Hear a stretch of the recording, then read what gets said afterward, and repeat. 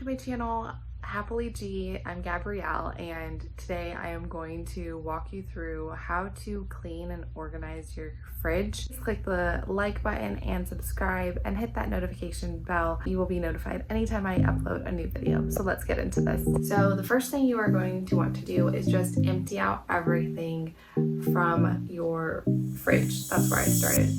And you want to lay out, make sure your counters are clean, and do it in groups.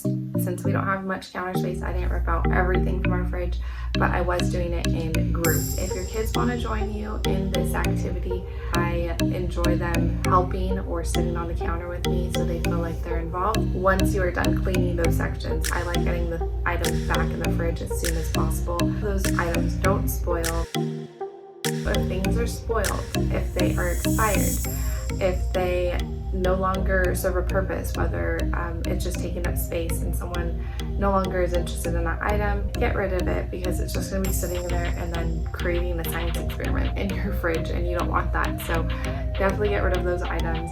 I checked every expiration date and I had so much joy just dumping the things that were expired.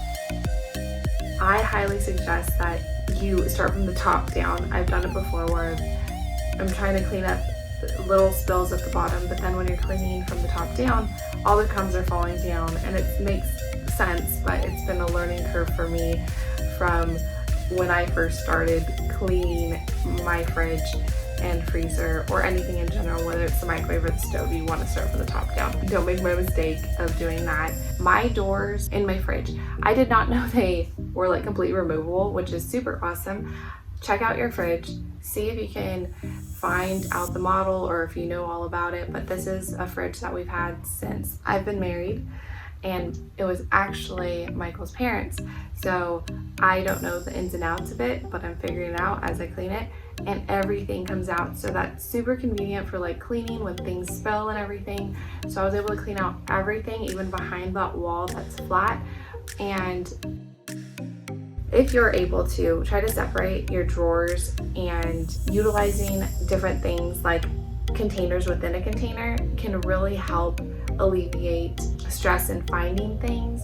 You can put them in categories. I would love to spend money on the clear, gorgeous acrylic containers so you can visually see everything that you have, but let's be honest, like those things cost a lot of money sometimes, and if you're buying it for your entire fridge all at once, Dollar Tree has some really good options for thin, slim containers. You can use them for tea bags, you can use them for anything. Just separating things, it makes things a lot cleaner in your fridge. Decanting things. Recently just had to put broccoli within another broccoli freezer bag because we had opened 3, and that just doesn't make any sense.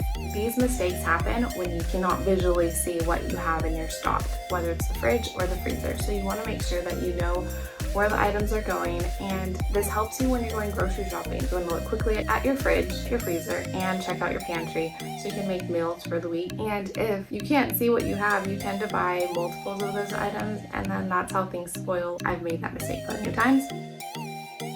I am utilizing these pretty tablecloths as liners now, and the good thing about these is they're reusable. You can just wash them if they get dirty, if something spills on them, and then just replace them once you're done. I just have these and I feel like they're pretty, and it's something that would make my fridge and me feel just so much joy from seeing something that looks pretty. Oh, why not?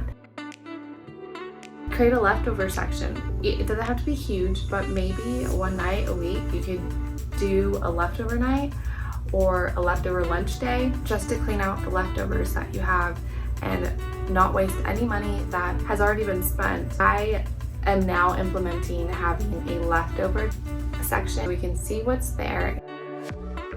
In the past, did not label what those items were, whether it was chicken broth or soup that I had made. Really make sure that when you are putting items in the freezer, you label it. Even if you know what it is right now, in a couple weeks, you might not remember what it is, and it will make your life so much easier and smoother for the future. Our fridge is now completely clean and organized, and it didn't take that long. I had to break it up in several sessions. These are just some of my suggestions on what has worked and what I am implementing here. And if your kids are older, definitely show them what you're doing so they can maintain that And if something spills, it's easier to take care of it when it happens than letting it just sit and then putting something on top of it, and then the bottom of your pasta jars are now sticky, and it's just a long mess. And I'm talking about this because this happens here, and it's something that we're working on. And thank you for watching, and I hope that you have a great day, and see you on the next one.